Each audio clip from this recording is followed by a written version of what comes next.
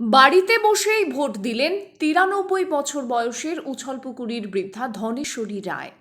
এতদিন তিনি বুথে গিয়ে ভোট দিয়েছেন, এবারই প্রথম ঘরে বসে ভোট দিলেন তিনি।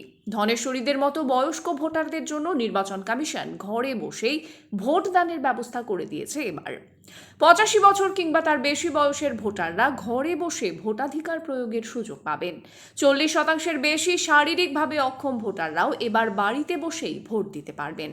কোচবিহার জেলার মেখলিগঞ্জ বিধানসভা এলাকায় শারীরিকভাবে ৪০% বেশি অক্ষম এবং ৮৫ বছর বা তার বেশি বয়সের মোট ভোটারের সংখ্যা ৩২৫ জন।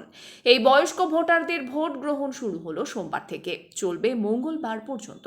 বাড়ি বাড়ি গিয়ে ভোটারদের গোপনীয়তা রক্ষা করে পোস্টাল ব্যালটে এই ভোট নেওয়া হচ্ছে। ধনেশ্বরী দেবীর বাড়ি মেখলিগঞ্জ ব্লকের ধুলিয়া খালিশা গ্রামে। এদিন প্রিসাইডিং অফিসার ও অন্যান্য পোলিং অফিসাররা ভোট গ্রহণের সরঞ্জাম নিয়ে সোজা ধনেশ্বরী দেবীর বাড়িতে হাজির হন। ধনেশ্বরী দেবীর বাড়িতেই তৈরি করা হয় অস্থায়ী ভোট কক্ষ। হাজির ছিলেন 4 জন কেন্দ্রীয় বাহিনীর জওয়ানও। বাড়িতে বসে ভোট দিতে পেরে খুশি এই বৃদ্ধা।